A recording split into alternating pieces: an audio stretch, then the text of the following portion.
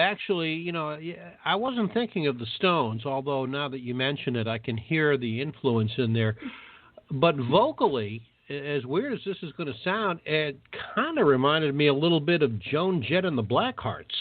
Yeah, this was, that's what I was saying. This was a bit of a turnaround for them. This was their brand new release. As a matter of fact, I understand it just came out, yesterday, which would be about a week ago from the date that you're listening to this show. If you're listening to it first time around, towards the end of September, actually, it would have been around the 24th of September. But yeah, this is a different sound for them. Even the vocals. Now, when they were on the show, one of their tracks, you actually got a feel and a sound for a little bit of Mick and the Stones on one of their songs. It was really obvious. This one, it's a little more subtle in that the instrumentation is really the only place where you notice the Stones' influence, and the voices are totally different. I mean, it's almost like they have new voices. They're yeah, you put it on right on the head there. A little bit like Joan Jett and the Blackhearts, which is really strange, but it's a good sound. I like it. It's refreshing.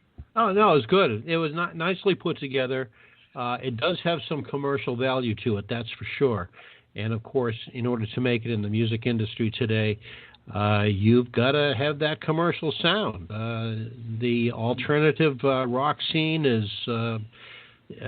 Well, I'll put it to you this way: you'll never hear that on so-called top 40 radio, but you could definitely hear that. I can see that being played on, some of the album-oriented rockers for sure. Oh, absolutely, absolutely. And as you mentioned, alternative rock.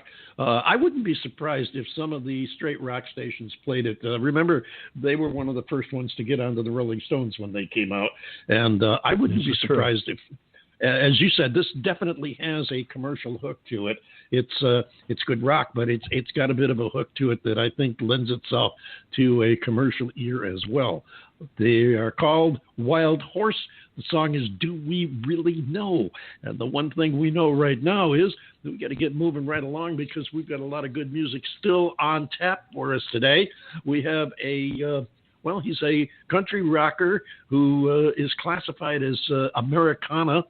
And he's got a couple of songs, including one called Sweet Southern Woman, which debuted on Cashbox Magazine's July 2017 chart at number 7, the Looking Ahead chart at number 25, and the traditional Outlaw Country chart as well. I don't have the number there, but it has climbed as of September to number 7 on the traditional Outlaw Country chart, top 30 worldwide.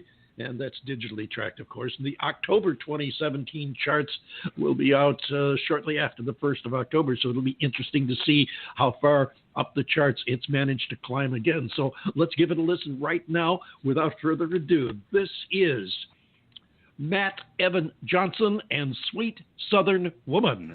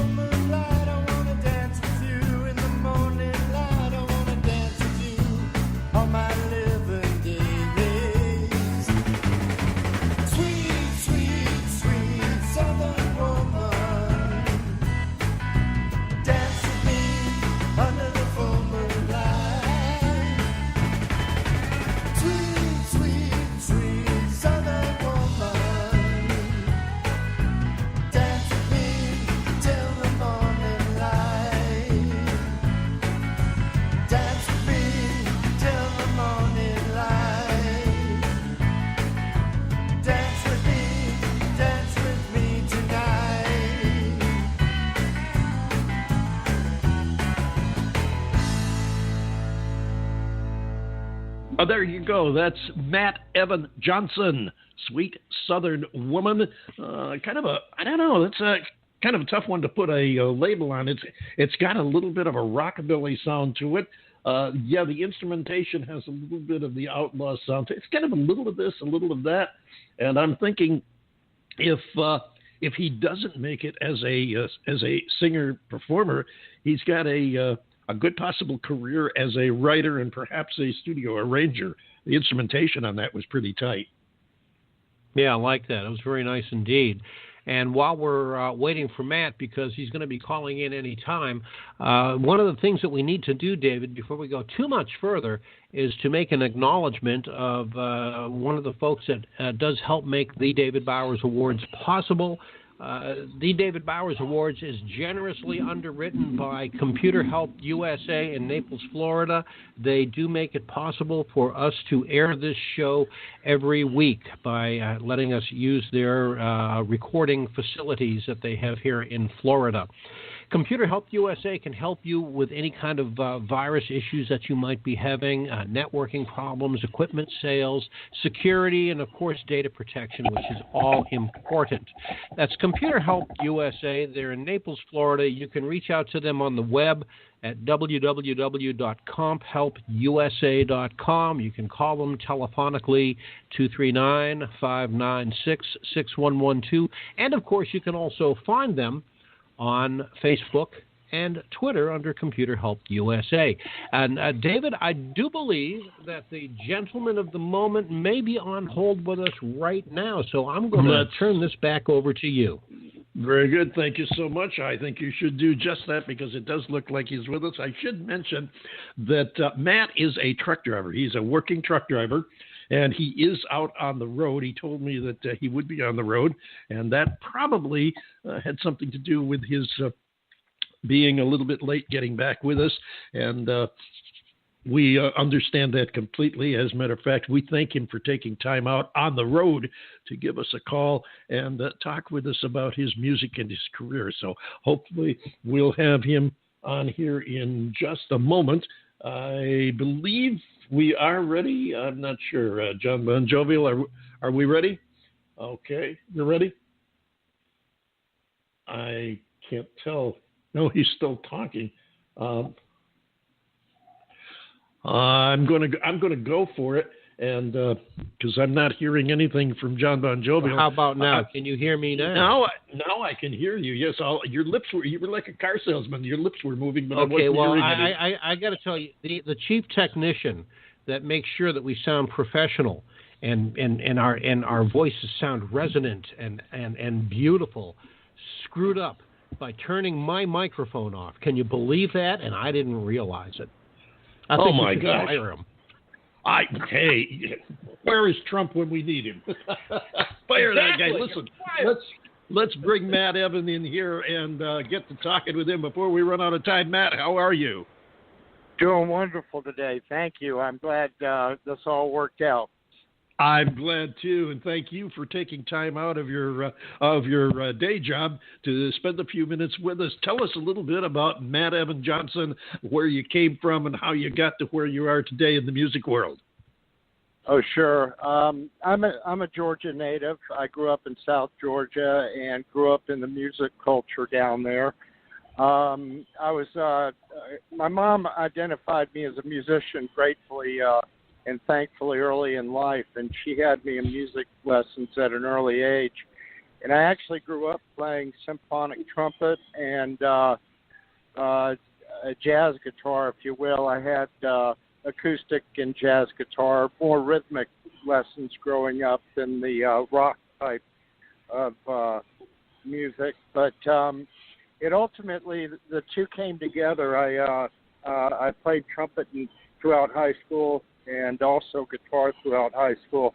But then the two came together for me on bass guitar, not long after I finished my high school years. And that's really when my music career as a musician took off, and then my songwriting didn't start until later. I needed to find my voice really before before I could start songwriting. Sure, I understand that, and I can relate with you on the trumpet. I was similarly trained in symphonic and band trumpet all through my school years. I did not get the chance to do guitar, which I dearly wanted to, but there were no guitar teachers in my area. And by the time I got out of high school and moved to the city, I had discovered that I was never going to make it as a rock star anyway, because they told me that I couldn't carry a tune in a basket. So I decided if I can't sing the music, I'll play the music. And in my junior year in high school, I got into radio, and I've been doing something relative to that ever since. So I can relate to your maturation through those days. And you mentioned your writing. John and I were talking before you got online that you definitely have that talent. We could hear it in the music. And I made the comment that, if your performing career ever stalls or you decide to take a break from it or something, you definitely have potential as a writer and perhaps a studio arranger, because the instrumentation on those songs, or on the song we played, Sweet Southern Woman, is tight. Good sound. Thank you. That's actually my passion, and kind of fast forwarding my career. I know that, we have time to work with as far as, time frame. And I worked as a supporting bass player for other people for many years, and then and mostly in rock and jazz and blues. And I really didn't have that much I had country in me, and I love country music, but I just didn't see myself as a country musician for many years. And then I got an offer about 11 years ago to do a series of summer country show performances backing a female country singer. We did everything from old country to new country at that time, everything from Patsy Cline to Miranda Lambert. Sure. And I absolutely fell in love with it. I was like, this is where this is where I need to be, and I just needed that experience to bring me in the country, and I've been country ever since. I found my path, where I fit, I believe. I understand that. I understand that completely. Jon BonJovial, did you want to jump in here? Yeah, Matt. I just a quick question for you is, I'm listening to Sweet Southern Woman, and by the way, just enjoying the heck out of it. It really you've done a nice job. But one of the things that I really like about this, and